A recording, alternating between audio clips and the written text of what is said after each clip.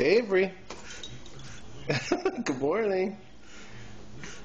How you doing today? Yeah? It's a little chilly today. Is that why you got your sweater on? And you got some socks on, some cute little strawberry socks. I wonder how long they'll stay on. You want to say hi to everyone in Philadelphia and the northeast part of the country and wish them that they're doing well today?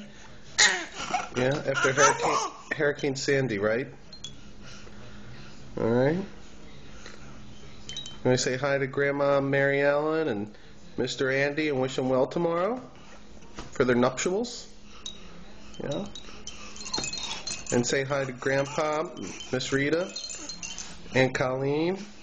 Oh, yeah, okay. You can say you're very excited about your chair.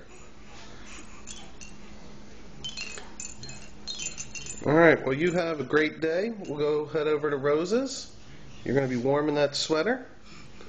And, okay. Love you, kid.